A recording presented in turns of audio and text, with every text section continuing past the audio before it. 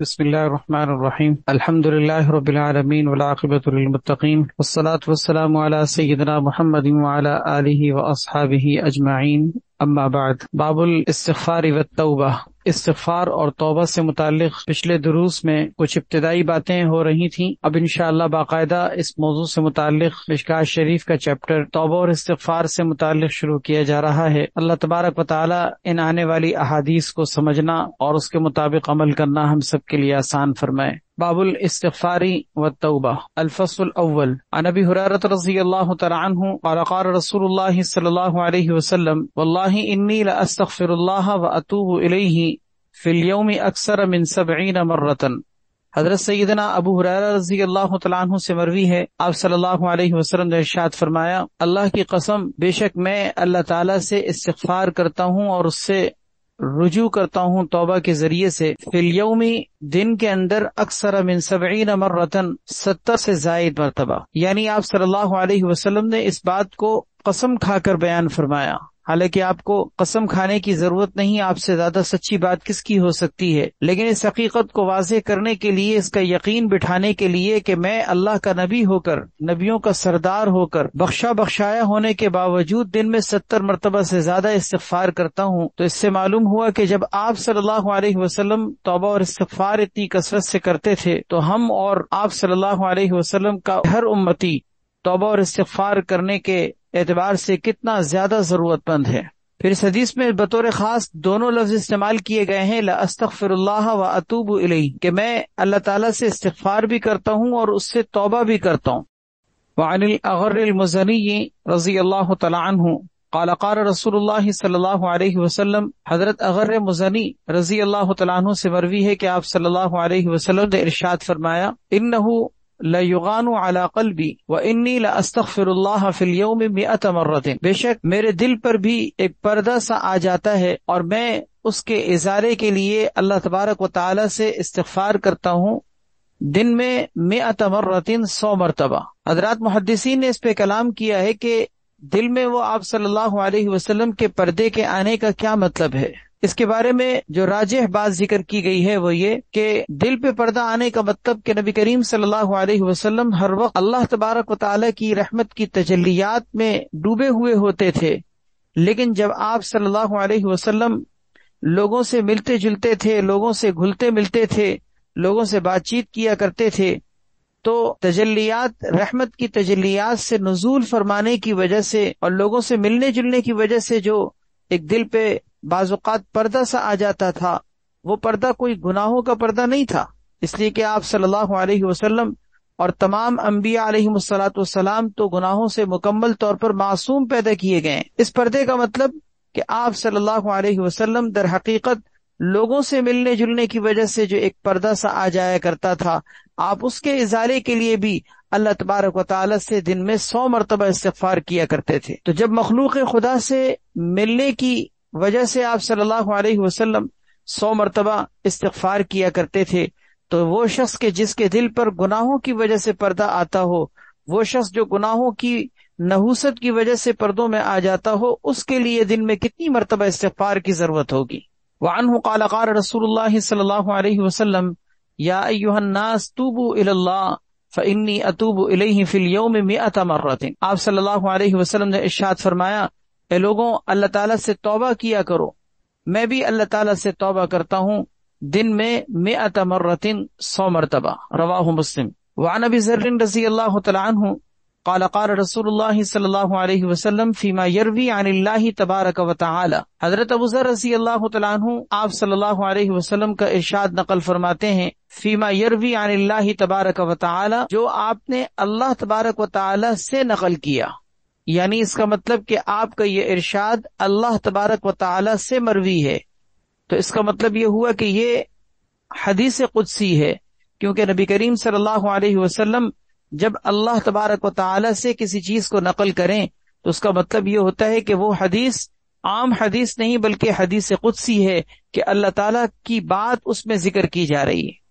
اگرچہ الفاظ وہ اللہ کے نبی صلی اللہ علیہ وسلم کے ہی ہوتے ہیں، لیکن چونکہ بات اللہ تبارک و تعالیٰ کی ہوتی ہے اور اللہ ہی کی طرف اس بات کو منسوب کر کے ذکر کیا جاتا ہے، اس لیے اس کو حدیث قدسی کہتے ہیں۔ اللہ تبارک و تعالی نے ارشاد فرمایا یا عبادی انی حرمت الظلم علی نفسی، اے میرے بندوں میں نے ظلم کو اپنی ذات پر حرام کر دیا ہے، میں نے ظلم کو اپنی ذات پر حرام کر دیا ہے کہ میں کبھی کسی کے اوپر ذرہ برابر بھی ظلم نہیں کرتا۔ ان اللہ، قرآن کریم میں اللہ تعالی ارشاد فرماتے ہیں ان اللہ لا یظلم مثقال ذرہ، اللہ تعالیٰ ذرہ برابر بھی کسی کے اوپر ظلم نہیں کرتے۔ وما انا بظلام للعبید، میں بندوں پر ظلم کرنے والا نہیں ہوں۔ اور ظلم اللہ تعالیٰ کیسے کر سکتے ہیں؟ کیونکہ ظلم ایک عیب ہے، اللہ تعالیٰ ہر عیب سے پاک ہیں سبحانہ و تعالی۔ وجعلتہ بینکم محرما، اور اس ظلم کو میں نے تمہارے درمیان بھی محرما یعنی حرام قرار دیا ہے کہ تم لوگ بھی آپس میں ایک دوسرے کے اوپر ذرہ برابر بھی ظلم مت کیا کرو۔ فلا تظالموا، لہذا آپس میں ایک دوسرے پر ظلم مت کیا کرو۔ یا عبادی، پھر اللہ تعالیٰ نے ارشاد فرمایا کہ اے میرے بندوں کلکم ضال، تم سب کے سب گمراہ ہو، الا من ہدیتہ، مگر ہدایت پر وہ ہے جسے میں ہدایت۔ اس کا مطلب یہ ہوا کہ ہدایت صرف اللہ تبارک و تعالیٰ کے قبضہ قدرت میں ہے۔ قرآن کریم میں بھی اللہ تعالیٰ نے یہ مضمون کتنی جگہ پر ذکر کیا ہے کہ اللہ جسے چاہتے ہیں ہدایت دیتے ہیں، جسے چاہتے ہیں گمراہ کر دیتے ہیں۔ ہدایت اللہ کے قبضے میں ہے، اللہ نے یہ نبیوں کے ہاتھ میں بھی نہیں رکھی، حتیٰ کہ نبیوں کے سردار، نبیوں کے امام، سید الاولین والآخرین سرکار دو عالم صلی اللہ علیہ وسلم کے ہاتھ میں بھی، آپ صلی اللہ علیہ وسلم کے ہاتھ میں بھی اللہ تعالیٰ نے ہدایت نہیں رکھی۔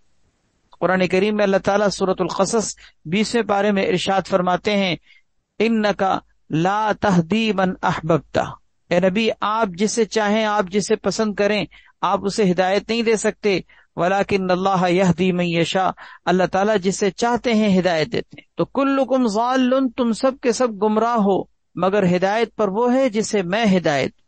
فاستہدونی، لہذا تم لوگ مجھ سے ہدایت طلب کیا کرو، اہدکم، میں تمہیں ہدایت دوں گا۔ تو ہدایت اللہ کے قبضے قدرت میں ہے، اللہ تعالیٰ ہی فرما رہے ہیں کہ تم مجھ سے ہدایت مانگو، میں تمہیں ہدایت دوں گا۔ انسان جب سورہ فاتحہ پڑھتا ہے تو یہی ہدایت تو مانگتا ہے، یہی تو وہ ایک دعا ہے جو سورۃ الفاتحہ میں ہمیں سکھائی گئی ہے۔ اللہ تعالیٰ کی حمد و ثنا کرنے کے بعد، بندگی کا اظہار کرنے کے بعد ہم اللہ سے یہی دعا تو مانگتے ہیں اہدنا الصراط المستقیم، اے اللہ ہمیں صراط مستقیم کی ہدایت عطا فرما۔ پھر اگلی بات یا عبادی کلکم جائع الا من اطعمتہ، اے میرے بندوں تم سب کے سب بھوکے ہو مگر کھانا وہی کھاتا ہے من اطعمتہ، جسے میں کھلاتا ہوں۔ کھانا جسے میں کھلاؤں وہی کھا سکتا ہے، باقی کسی کے بس میں نہیں، کسی کی دسترس اور قدرت میں نہیں ہے کہ کوئی ایک لقمہ بھی اپنے پیٹ میں ڈال سکے۔ کھانا وہی کھاتا ہے جسے میں کھلاؤں۔ کوئی شخص اگر یہ سمجھتا ہے کہ میں دولت مند ہوں اور میں اپنی دولت، اپنی مال کی کثرت کی وجہ سے جو چاہے کھا لوں، ایسا وہ غلطی پر ہے۔ کتنے ہی دولت مند ایسے کہ دولتوں کے انبار کے ہونے کے باوجود ان کے لیے کھانا ان کے مقدر میں نہیں ہوتا، کیسے ابلا ہوا اور کیسے پرہیزی کھانا کھا رہے ہوتے ہیں۔ تو بات یہ کہ دولت انسان کے لیے کھانے کا ذریعہ نہیں ہے، کھانا اللہ جسے چاہے وہی کھا سکتا ہے۔ کلکم جائع الا من اطعمتہ، مگر وہی جسے میں کھلاؤں۔ فاستطعمونی اطعمکم، لہذا تم مجھ سے کھانا طلب کیا کرو، میں تمہیں کھلاؤں گا۔ یا عبادی کلکم عار الا من کسوتہ، اے میرے بندوں تم سب کے سب برہنہ ہو مگر کپڑے وہی پہنا ہوا ہے من کسوتہ، جس کو میں نے پہنایا۔ اس کا مطلب تن ڈھانکنے کے لیے جو ہم کپڑے پہنتے ہیں، یہ کپڑے اللہ کی توفیق سے پہنتے ہیں۔ ہم میں سے کسی کے کیا دسترس میں ہے کہ وہ تن ڈھانکنے کے لیے کپڑے کا ایک چھوٹا سا ٹکڑا بھی اپنے بدن پر ڈال سکے؟ اللہ کی توفیق سے ہی انسان اپنے تن کو ڈھانکنے کے لیے کپڑے پہنتا ہے۔ فاستکسونی اکسکم، لہذا تم مجھ سے کپڑا طلب کیا کرو، میں تمہیں کپڑا پہناؤں گا۔ یا عبادی، اے میرے بندوں انکم تخطئون باللیل والنہار، اے میرے بندوں تم لوگ دن اور رات خطائیں کرتے رہتے ہو، گناہ کرتے رہتے ہو۔ وَأَنَا أَغْفِرُ الذُّنُوبَ جَمِيعًا، اور میں تمہارے تمام گناہوں کو معاف کرتا رہتا ہوں۔ فَاسْتَغْفِرُونِي أَغْفِرْ لَكُمْ، تم مجھ سے مغفرت طلب کرو، میں تمہاری مغفرت کروں گا۔ یا عبادی، اے میرے بندوں، انکم لن تبلغوا ضری فتضرونی، کہ بے شک تم لوگ میرے نقصان تک نہیں پہنچ سکے کہ فتضرونی، کہ تم مجھے نقصان پہنچا سکو، یعنی تم لوگوں کے بس میں نہیں ہے کہ تم مجھے ذرہ برابر بھی نقصان یا ضرر پہنچا سکو۔ ولن تبلغوا نفعی، اور نہ ہی تم میرے نفع تک پہنچ سکتے ہو فتنفعونی، کہ تم مجھے نفع پہنچا دو، یعنی تم نہ مجھے نفع دے سکتے ہو نہ نقصان دے سکتے ہو۔ یا عبادی لو ان اولکم وآخرکم، اے میرے بندوں، اگر تمہارے اولین اور آخرین، یعنی تمہارے شروع میں آنے والے، تمہارے بعد میں آنے والے، وانسکم وجنکم، اور تمہارے انسان اور تمہارے جنات، یعنی تمہاری زمین میں بسنے والے جتنے بھی انسان ہیں اور جتنے بھی جنات ہیں، کانوا علی اتقى قلب رجل واحد منکم، یہ سب کے سب تم میں سے سب سے زیادہ متقی بندے کے دل کی حالت میں ہو جائیں۔ تم میں سب سے زیادہ متقی بندے کی دل کی حالت کا مطلب یہ ہے کہ سب کے دلوں کی حالت حضور صلی اللہ علیہ وسلم کے دل کی جیسی ہو جائے، کیونکہ ہمارے درمیان اور تمام بنی نوع انسان کے درمیان سب سے زیادہ متقی شخص وہ اللہ کے پیارے نبی صلی اللہ علیہ وسلم ہیں۔ اللہ تعالیٰ فرما رہے ہیں کہ تمہارے سارے انسان، تمہارے سارے جنات اگر سب کے سب تم میں سب سے زیادہ متقی بندے کے دل کی حالت میں ہو جائیں، یعنی اس کا مطلب یہ کہ حضور صلی اللہ علیہ وسلم جیسا دل سب کو نصیب ہو جائے، اور آپ صلی اللہ علیہ وسلم جیسے عبادت گزار، آپ صلی اللہ علیہ وسلم جیسے پرہیزگار بن جائیں، ما زیادہ، تو وہ زیادتی نہیں کر سکتے فی ملکی شیئن، میری سلطنت میں ذرہ برابر بھی، میری سلطنت میں ذرہ برابر بھی اضافہ نہیں کر سکتے، یعنی اس کا مطلب تم لوگوں کی عبادت اور بندگی کی وجہ سے میری سلطنت پہ کوئی اضافہ نہیں ہوتا۔ ہم جو عبادت کرتے ہیں، ہم جو سجدہ کرتے ہیں، ہم جو اللہ کی مان کر چلتے ہیں، ہم جو اللہ کی اطاعت کرتے ہیں، ہم اللہ کی سلطنت میں، اللہ کی بادشاہت میں، اللہ کی طاقت و قوت میں کوئی اضافہ کر رہے ہیں؟ ہم ذرہ برابر بھی اللہ کی طاقت میں، اللہ کی قوت میں، اللہ کے اقتدار میں، اللہ کی سلطنت میں اضافہ نہیں کر سکتے۔ ہم جو عبادت کرتے ہیں در حقیقت اپنے فائدے کے لیے کرتے ہیں۔ ان احسنتم احسنتم لانفسکم، حدیث میں قرآن کریم میں آتا ہے اگر تم نیکی کرو تو وہ تم اپنے فائدے کے لیے کرو گے، تمہارے فائدے کے لیے ہے۔ انسان جو کچھ بھی نیکی کا کام کرتا ہے، عبادت کا کام کرتا ہے، وہ اپنے فائدے کے لیے کرتا ہے۔ یا عبادی، پھر فرمائے کہ اے میرے بندوں، لو ان اولکم وآخرکم وانسکم وجنکم، اگر تمہارے اولین اور آخرین، تمہارے انسان اور جنات سب کے سب، کانوا علی افجر قلب رجل واحد منکم، تم میں سب سے زیادہ فاجر اور فاسق اور برے شخص کے دل کی حالت میں ہو جائیں، تمہارے اولین، تمہارے آخرین، تمہارے انسان، تمہارے جنات، یہ سب کے سب تم میں سب سے زیادہ فاجر شخص کے دل کی حالت میں ہو جائیں، یعنی اس کا مطلب شیطان بن جائیں، کیونکہ دنیا میں سب سے زیادہ فاجر اور فاسق اور گندا جو اللہ تعالیٰ کے نافرمانوں میں سب سے بڑا نافرمان ہے، وہ کون ہے؟ وہ ابلیس ہے، وہ شیطان ہے۔ اس ابلیس کی حالت میں تم سب کے سب تبدیل ہو جاؤ، تم سب کے سب ابلیس بن جاؤ، تم سب کے سب شیطان بن جاؤ، ما نقص من ذالک من ملکی شیئا، تو یہ تمہاری نافرمانی، تمہاری یہ سرکشی میری سلطنت میں ذرہ برابر بھی کمی نہیں کر سکتا۔ اس کا مطلب کیا ہوا کہ عبادت اور بندگی کر کے ہم اللہ کی طاقت و قوت اور اس کی سلطنت میں اضافہ نہیں کر سکتے، گناہ کر کر کے، نافرمانی کر کر کے، فسق و فجور کر کر کے ہم اللہ تبارک و تعالی کی سلطنت میں، طاقت و قوت میں کمی نہیں کر سکتے۔ ہماری عبادت اور ہماری بندگی کا اللہ کے اقتدار کے بڑھنے یا اللہ کے اقتدار کے کم ہونے سے کوئی تعلق نہیں۔ یا عبادی، پھر فرمایا اے میرے بندوں، لو ان اولکم وآخرکم وانسکم وجنکم قاموا فی صعید واحد، اے میرے بندوں، اگر تمہارے اولین اور آخرین، تمہارے انسان، تمہارے جنات سب کے سب ایک صعید واحد یعنی ایک چٹیل میدان میں جمع ہو جائیں۔ صعید اصل میں مٹی کو کہا جاتا ہے اور اس کا مطلب روئے زمین کا حصہ بھی ہوتا ہے۔ یہاں اس سے مراد کسی میدان میں، کسی جگہ میں تم سب کے سب جمع ہو جاؤ. تم سب سے مراد تمہارے انسان سارے کے سارے، اور وہ سب کے سب اولین اور آخرین سب کے سب، یعنی کہ ایک وقت کے انسان نہیں، دنیا میں اول سے لے کر آخر تک آنے والے جتنے انسان ہیں، بنی نوع انسان کے افراد ہیں، وہ سب کے سب جمع ہو جائیں، اور سارے کے سارے جنات بھی جمع ہو جائیں. فسألونی، اور وہ سب کے سب جمع ہو کر مجھ سے کسی چیز کا سوال کریں. فأعطیت کل انسان مسألته، اور میں ہر انسان کو اس کے سوال کے مطابق اس کی مانگ پوری کر کے دے دوں، یعنی اس کے تقاضے کو پورا کر دوں، اس کے مطالبے کو پورا کر دوں، اس کی تمنا کو پورا کر دوں، اس کی حاجت کو جو وہ مانگ رہا ہے سب کچھ دے دوں، سب کو دے دوں.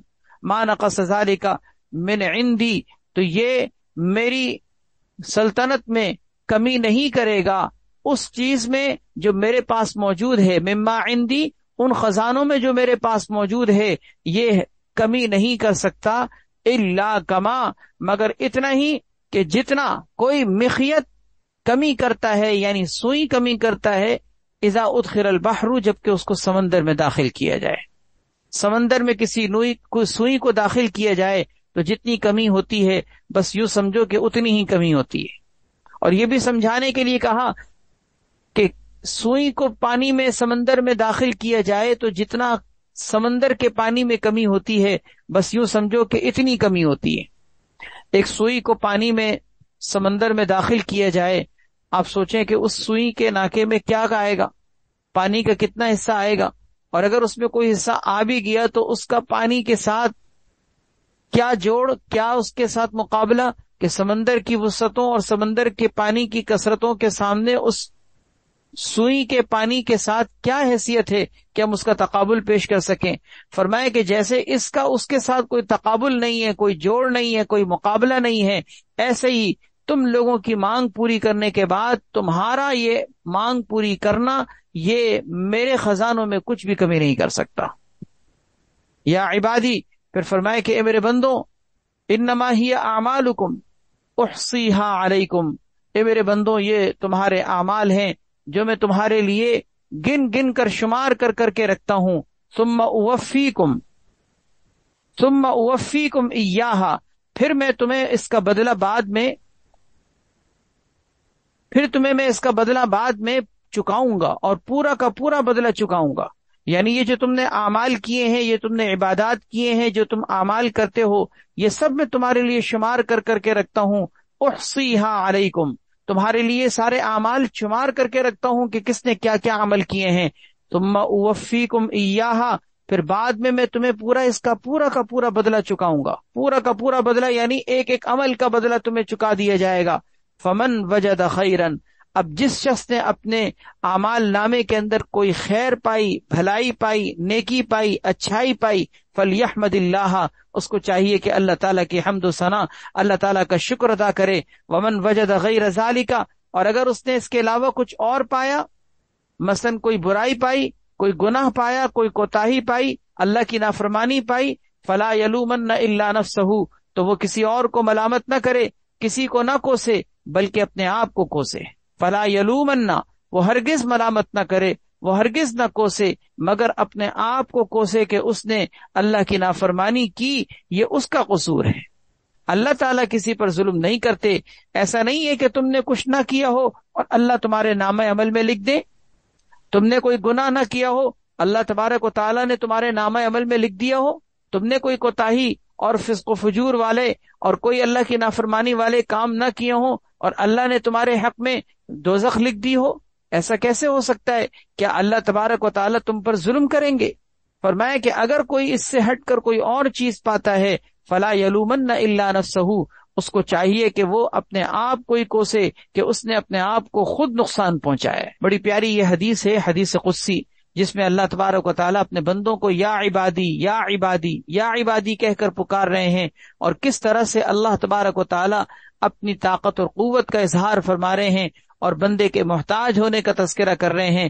اس حدیث کو ہمارے علماء کہتے ہیں کہ اس کو بعض اوقات انسان کو بس اوقات پڑھتے رہنا چاہیے. یہ اپنی حیثیت واضح ہوتی ہے کہ ہم کتنے کمزور، کتنے محتاج، اللہ تبارک و تعالیٰ کے ضرورت مند، اللہ کی توفیق کے بغیر کچھ نہیں کر سکتے، اللہ کی توفیق ہدایت کے بغیر ہم ہدایت کے راستے پر نہیں آ سکتے۔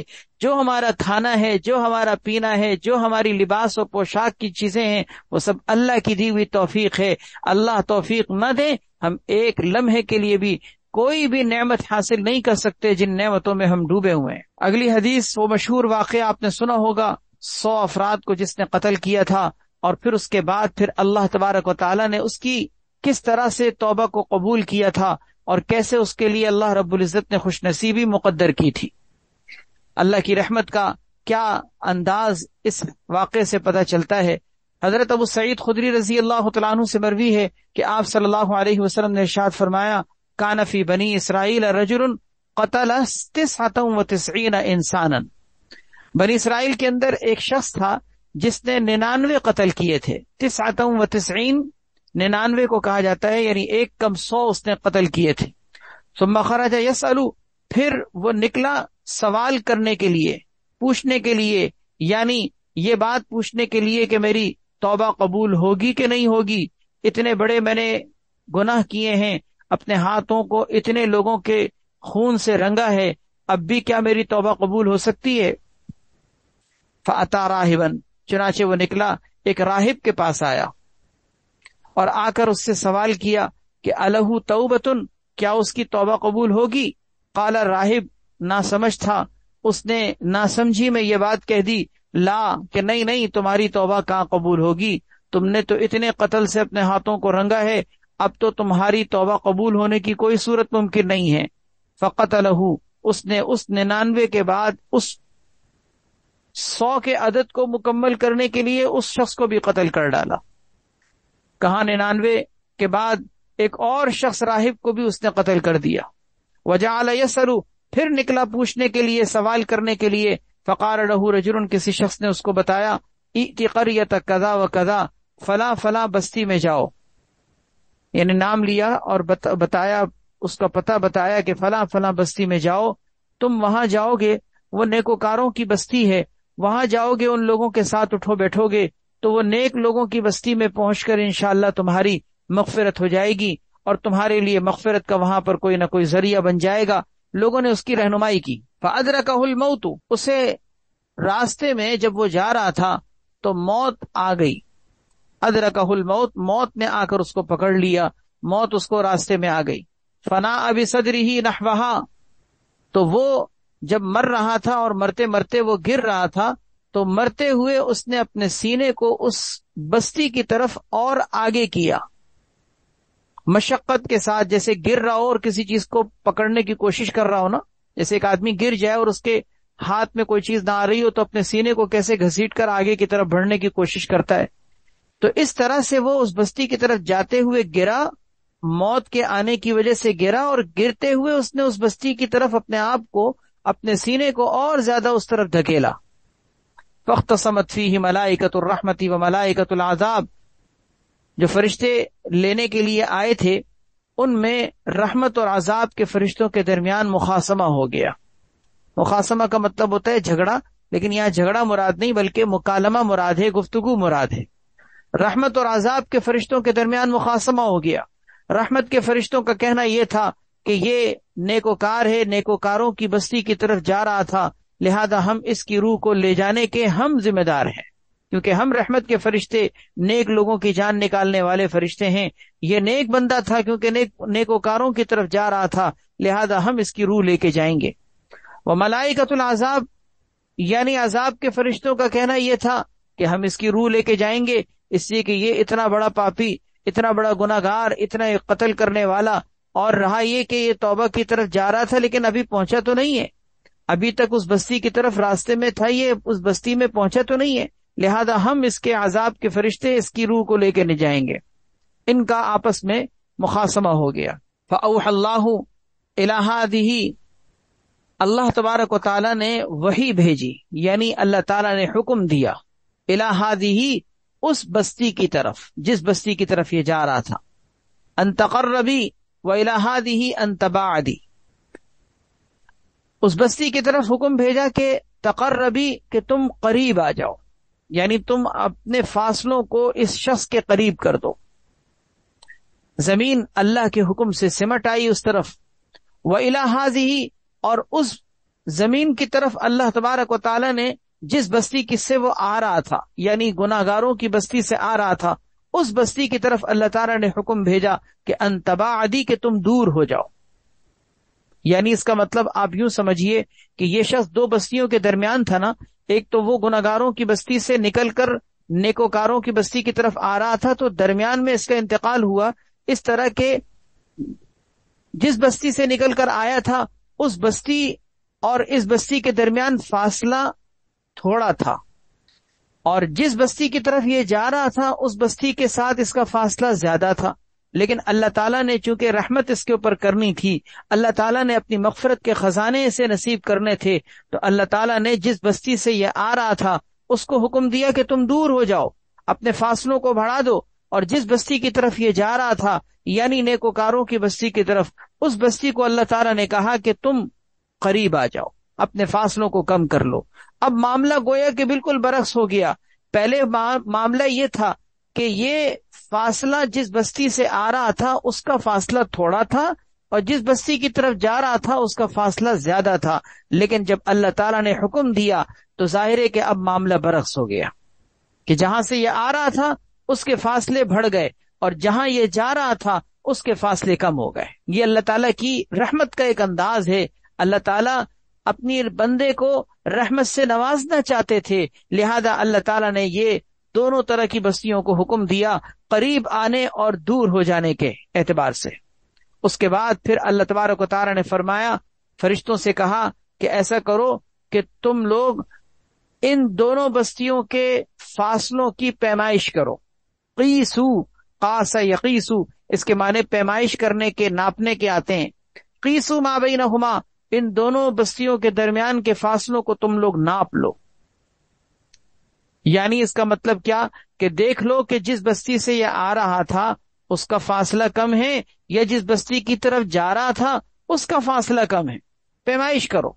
چنانچہ جب پیمائش کی گئی فَوُجِدَ إِلَىٰ هَٰذِهِ أَقْرَبَ بِشِبْرٍ، چنانچہ وہ بندہ پایا گیا اس بستی کی طرف جس کی طرف یہ جا رہا تھا، زیادہ قریب پایا گیا، بشبرن، ایک بالشت، یعنی اس کا مطلب ایک بالشت اس کا فاصلہ زیادہ قریب تھا، اور جس بستی سے یہ آ رہا تھا اس بستی سے ایک بالشت اس کا فاصلہ زیادہ دور تھا۔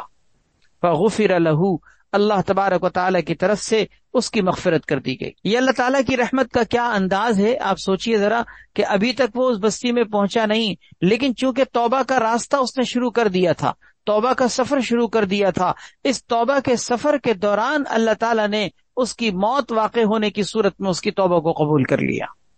اس کا مطلب کیا نکلا؟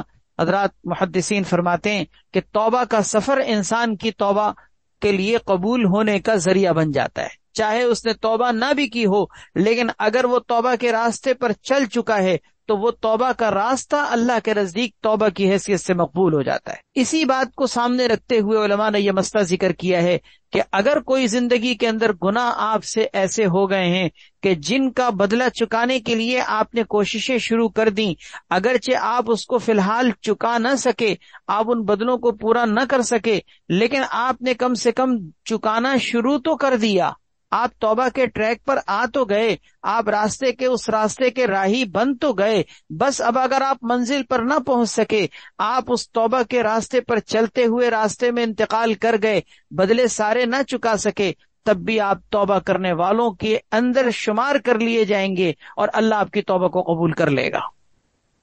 اس کو ہم ایک مثال سے سمجھتے ہیں، جیسے کہ خدا نخواستہ کسی نے ساری زندگی اللہ تعالیٰ کی نافرمانیوں میں لوگوں کے مالوں کو حرام طریقے سے حاصل کیا، مثلا چوری کی، اس نے ناجائز طریقے سے لوگوں کے مالوں کو لوٹا، اب اللہ تعالیٰ نے اس کے دل میں خوف خدا پیدا کیا، اب وہ نیکوکار بن کر توبہ کر کے اپنی زندگی کو درست کرنے کے راستے پر آ گیا۔ اب شرعی مسئلے کے اعتبار سے اس کے اوپر لازم ہے کہ جن جن لوگوں کے مالوں کو اس نے لوٹا تھا، جن جن لوگوں کے مالوں کو اس نے چوری کیا تھا، ان سب کا بدلہ چکائے، اسی کے یہ حقوق العباد ہے، اور توبہ کی شرائط میں ہم یہ ابتدائی باتوں میں پڑھ چکے ہیں کہ توبہ کی شرائط میں 4 شرطوں کے اندر ایک شرط یہ ہے کہ جن لوگوں کے حقوق کو اس نے پامال کیا تھا ان لوگوں کے حقوق کی ادائیگی کرے. اگر حقوق کی ادائیگی نہ کرے تو پھر انسان کے صرف توبہ کرنے سے اس کی توبہ کامل نہیں ہوگی. تو اب اس کے اوپر لازم تھا کہ یہ لوگوں کے حقوق کو ادا کرے، لیکن مسئلہ یہ کہ اس کے پاس اتنا مال نہیں تھا کہ وہ لوگوں کے حقوق کو پورا کر سکتا ہو. اس نے کیا کیا؟ اس نے محنت اور کمائی وغیرہ کے ذریعے سے جو اپنا حلال مال حاصل ہوتا یہ لوگوں کے مالوں کو چکانا شروع کر دیتا. کسی کے مال کو پورا کر دیا، پھر اور کسی کے مال کو پورا کر دیا، پھر اور کسی کے مال کو پورا کر دیا. اس طرح لوگوں کے حقوق پورے کرنے لگا، لیکن زندگی نے وفا نہیں کی، یہ انتقال کر گیا.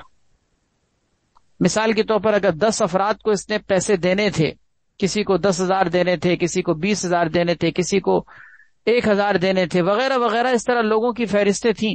10 افراد میں سے اس نے 7-8 کی جو ہے وہ حقوق کی ادائیگی کر دی. 2 بندے پھر بھی رہ گئے تھے، اور اس دوران اس کا انتقال ہو گیا. اس شخص کی توبہ اللہ تعالیٰ کے نزدیک قبول ہے، یعنی اس شخص کی توبہ اس اعتبار سے قبول ہے کہ یہ 2 بندے جو رہ گئے ہیں اللہ تبارک و تعالیٰ اپنی رحمت کے خزانوں سے اللہ تعالیٰ ان کا بدلہ چکائیں گے، اور اس کی توبہ کو اللہ تعالیٰ قبول کر لیں گے. اسی طرح مثال کے طور پر ہم اس کو حقوق اللہ کے حوالے سے سمجھتے ہیں کہ مثلاً اگر کسی نے نمازوں کے اعتبار سے اپنی پابندی اس کی نہیں تھی اور وہ نمازوں کے اعتبار سے گناہگار تھا، نمازوں میں کوتاہیاں کرتا تھا، اب اللہ تعالیٰ نے اس کو توفیق دی، اپنی نمازوں کا حساب کتاب کر کے اس نے قضاء عمری شروع کر دی. قضاء عمری کرتے کرتے اس کی نمازوں کا حساب کتاب پورا نہ ہو سکا کہ وہ انتقال کر گیا. اللہ تعالیٰ انشاءاللہ رہی ہوئی نمازوں کا بھی حساب کتاب اس کا پورا کر دیں گے. یہ ہے وہ بات جو اس حدیث سے معلوم ہوتی ہے کہ توبہ کے راستے پر آ جاؤ، توبہ کے راستے پر آ جاؤ. توبہ کے راستے پر آنے والا بھی توبہ کرنے والا ہے، بھلے تم اس راستے کے راہی بن کر منزل کو نہ بھی پا سکو، پھر بھی اللہ تمہاری توبہ کو قبول کر لیں گے. یہ کتنی قیمتی بات اور کتنی بڑی بات ہمیں اس حدیث سے معلوم ہو رہی ہے. اس حدیث کی روشنی میں ان لوگوں کو تسلی ہوتی ہے، ان لوگوں کے لیے دلاسے کا سامان ہوتا ہے کہ جو اپنی توبہ کے بارے میں پریشان رہتے ہیں کہ بھئی ہم نے تو اتنے لوگوں کے حقوق کو پامال کیا، ہمارے ذمے تو اتنا گناہوں کا کھاتا ہے، ہماری تو زندگی بھی اتنی باقی نہیں رہی کہ ہم اپنے گناہوں کا حساب کتاب کر سکیں، اپنے گناہوں کا تدارک اور ازالہ کر سکیں. لیکن اس حدیث سے ان لوگوں کے لیے تسلی کا سامان موجود ہوتا ہے. وہ تسلی یہ ہے کہ آپ اپنی توبہ کے راستے پر چلنا تو شروع کریں. آپ توبہ کے راستے کے مسافر تو بنے، سفر کمپلیٹ نہ بھی ہو، توبہ اللہ اپنی قدرت سے پوری کر دیں گے. کتنی بڑی بات اس حدیث میں ذکر کی گئی ہے. بہرحال اس حدیث میں اللہ تعالیٰ کی رحمت کا بھی ایک عجیب منظر دیکھنے کو ملتا اور سننے کو ملتا ہے کہ اللہ تعالیٰ کی رحمت کا کیا عجیب منظر کہ 100 قتل کرنے کے باوجود بھی اللہ تعالیٰ نے اپنی رحمت سے اس کی مغفرت کر دی. اس سے یہ بھی معلوم ہوا کہ انسان چاہے کتنا ہی بڑا گناہگار کیوں نہ ہو، کبھی مایوس نہ ہو. لا تقنطوا من رحمت اللہ، اللہ کی رحمت سے کبھی مایوس نہ ہو. گناہ آپ کا چاہے کتنا ہی بڑا کیوں نہ ہو، اللہ کی رحمت کے سامنے اس کی کوئی حیثیت نہیں ہے. اللہ کی رحمت بہت بڑی ہے، بہت وسیع اور کشادہ ہے. آپ کے گناہ باوجود اپنی کثرت کے اللہ کی رحمت کے سامنے کوئی حیثیت نہیں رکھتے. اللہ کی رحمت سے پوری امید رکھتے ہوئے اللہ سے معافی مانگیے، توبہ کیجیے. کبھی کسی بھی شخص کو جو اپنے گناہوں والی زندگی سے توبہ کر کے نیکی کے راستے پر آنا چاہتا ہے، کبھی اس کو مایوس نہ کیجیے، کبھی اس کو نا امید مت کیجیے، کبھی اس کو یہ نہ کہیے کہ پتہ نہیں تمہارے ساتھ کیا ہوگا. نہیں نہیں نہیں، وہ سچے دل سے توبہ کر کے آ کے تو دیکھے، اللہ کی رحمت کے دریا اس کے اوپر نہ بہہ جائیں تو کہنا. وعن ابی ہریرہ رضی اللہ تعالی عنہ قال قال رسول اللہ صلی اللہ علیہ وسلم، آپ صلی اللہ علیہ وسلم کا ارشاد ہے، قسم الذات کی جس کے قبضے میں میری جان ہے، لو لم تذنبوا لذهب اللہ بکم. اللہ کی قسم، آپ نے قسم کھا کے فرمایا اگر تم لوگ گناہ نہ کرو، اگر تم لوگ گناہ کرنا چھوڑ دو، اللہ تعالیٰ تمہیں دنیا سے ختم کر دیں، تمہیں لے جائیں، تمہیں موت دے دیں. وَلَجَاءَ بِقَوْمٍ، اور اللہ تعالیٰ ایسے لوگوں کو لے کر آئیں، یذنبون، جو گناہ کرتے ہوں، فیستغفرون اللہ فیغفر لہم، اور وہ اللہ تعالیٰ سے پھر استغفار کرتے ہوں اور اللہ تعالیٰ ان کو معاف کر دیں. یعنی اللہ تعالیٰ کو معاف کرنا اور بندوں کا توبہ کرنا اتنا پسند اور محبوب ہے کہ اگر ساری دنیا کے انسان گناہ کرنے کو چھوڑ دیں، اللہ لوگوں کو ختم کر کے، ان کو دنیا سے ختم کر کے دوسری مخلوق پیدا کریں گے جو گناہ کرتی ہوگی اور پھر توبہ کرتی ہوگی، پھر گناہ کرتی ہوگی، پھر توبہ کرتی ہوگی، ایسی مخلوق اللہ پیدا کریں گے۔ یہی تو بنی نوع انسان کے پیدا ہونے کی وجہ ہے، بنی نوع انسان کے پیدا ہونے کی یہی تو وجہ ہے۔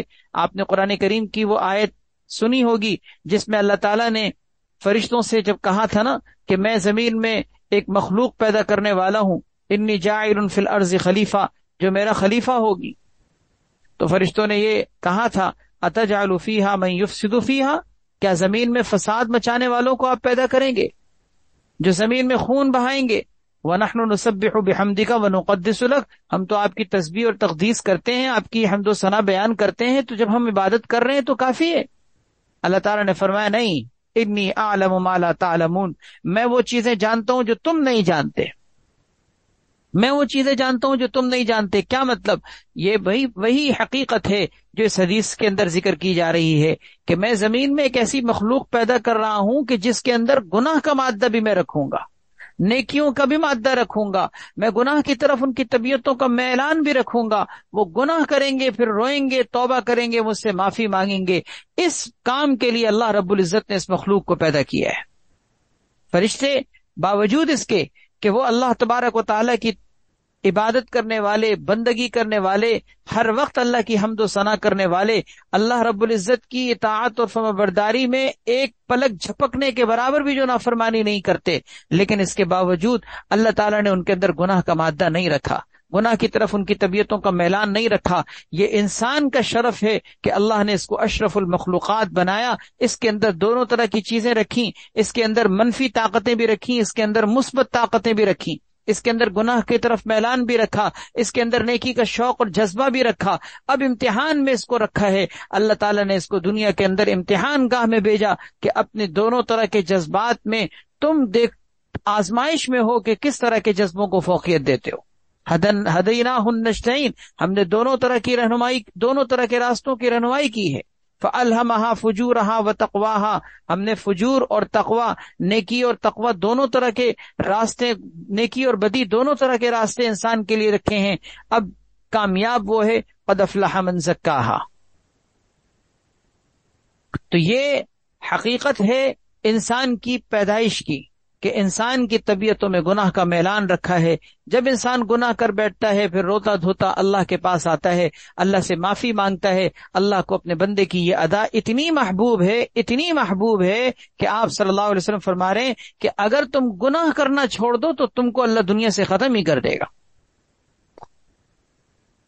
لیکن اس حدیث کے ضمن میں وہی بات جو میں نے پہلے بھی ذکر کی تھی ابتدائی باتوں میں، کہ اس حدیث کی وجہ سے انسان کو جری نہیں ہونا چاہیے، انسان کو گناہ پر جسارت نہیں کرنی چاہیے، گناہ کے بارے میں انسان کو نڈر نہیں ہونا چاہیے، بے باک نہیں ہونا چاہیے کہ ایک انسان اس حدیث کی وجہ سے یہ سمجھنا شروع کر دے کہ اچھا کہ پھر تو ہماری تخلیق ہی گناہ کے لیے ہوئی ہے، لہذا ہم گناہ کرتے ہیں پھر توبہ کر لیں گے، پھر گناہ کریں گے پھر توبہ کر لیں گے۔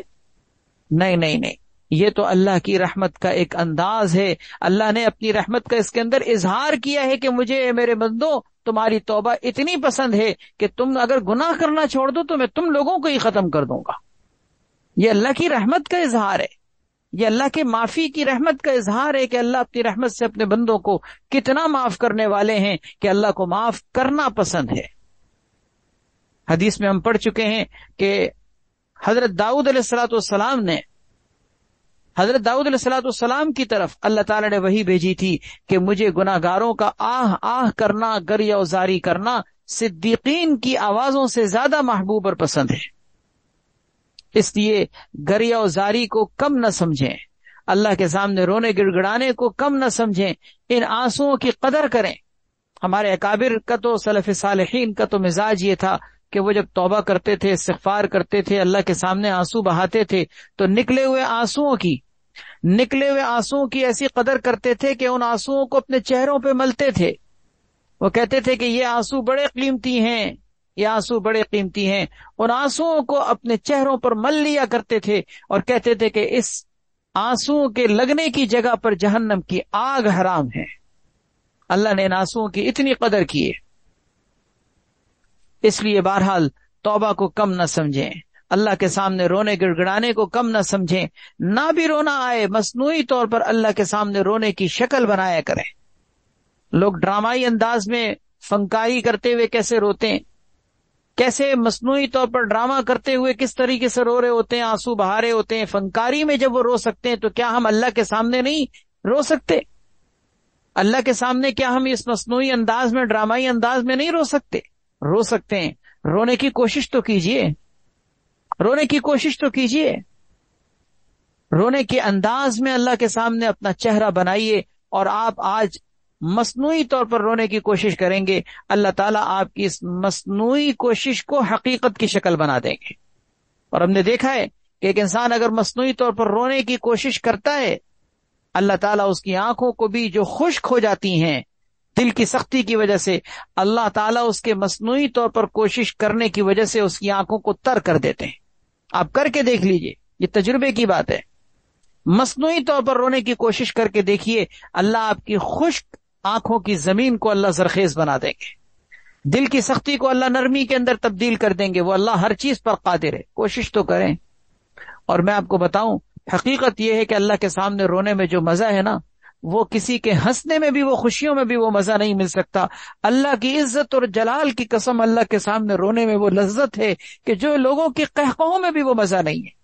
کوئی رو کر تو دیکھے. یہ بات حقیقت یہ ہے کہ لفظوں میں سمجھ میں آ ہی نہیں سکتی. یہ رونے والے جانتے ہیں کہ رونے، اللہ کے سامنے رونے میں کیا لذت ہے.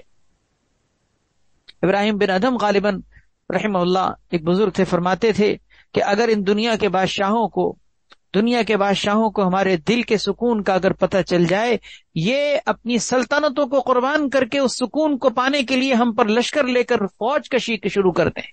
انہیں کیا پتا کہ ہمارے دلوں کے اندر اللہ نے کتنا سکون رکھا ہے. اللہ کے سامنے رونا سیکھیے، اللہ کے سامنے رونا سیکھیے. ایک صحابی نے سوال کیا تھا، یا رسول اللہ نجات کس چیز میں ہے؟ آپ صلی اللہ علیہ وسلم نے فرمایا تھا، املک علیک لسانک، اپنی زبان کو قابو میں رکھو، وابکی علی خطیئتک، اپنے گناہوں پہ رویا کرو، اور چاہیے کہ تم اپنے گھر میں کشادگی کے ساتھ رہا کرو، گھر سے باہر بغیر کسی ضرورت کے نہ نکلا کرو. ان 3 باتوں میں آپ صلی اللہ علیہ وسلم نے فرمایا نجات رکھی ہے. اور ان 3 باتوں میں ایک بات کیا ہے؟ وَبْكِي عَلَىٰ خَطِيئَتِكَ، اپنی خطاؤں پہ رویا کرو، اپنی خطاؤں پہ رویا کرو. آج امت نے اپنے گناہوں پہ رونا چھوڑ دیا.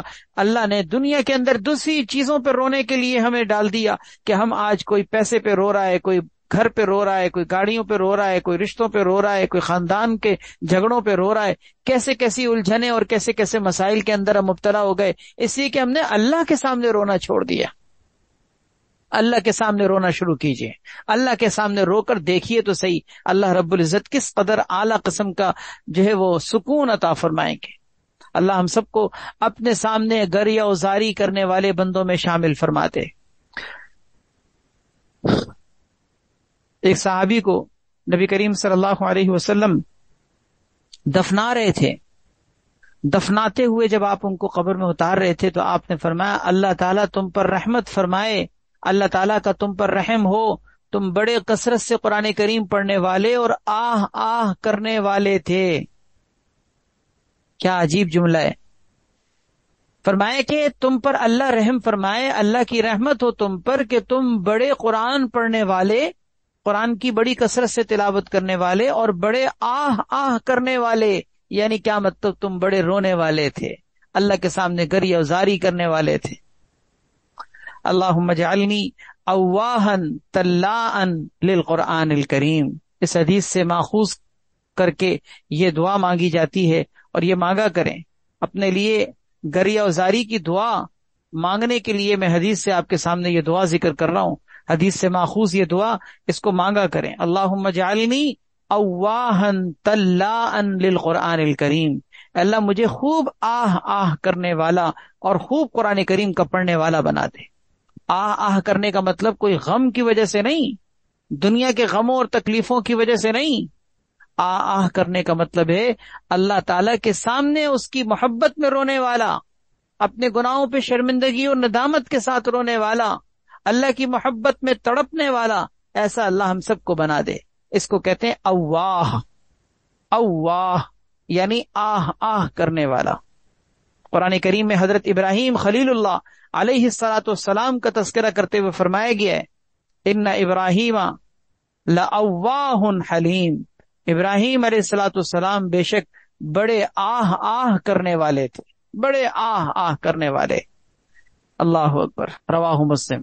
چلیں بس اللہ تبارک و تعالی ہم سب کو اپنے محبوب بندوں میں شامل فرمائے، توبہ کرنے والے بندوں میں شامل فرمائے. اللہ ہم سب کو اپنے گناہوں پر رونے کی توفیق عطا فرما دے. اللہ ہم سب کو گریہ و زاری کی توفیق نصیب فرما دے. اللہ ہم سب کے دلوں میں اپنی محبت کو پیدا کر کے ہمیں اپنی محبت میں تڑپا دے کہ زندگی کا سکون ہمیں دنیا اور آخرت کا سکون نصیب ہو جائے. اللہم اجعلنی اواہا تلاء للقرآن الکریم. وآخر دعوانا الحمد للہ رب العالمین. الحمد للہ رب العالمین والعاقبۃ للمتقین والصلاة والسلام علی سیدنا محمد وعلی آلہ واصحابہ اجمعین. ربنا آتنا فی الدنیا حسنۃ وفی الآخرۃ حسنۃ وقنا عذاب النار.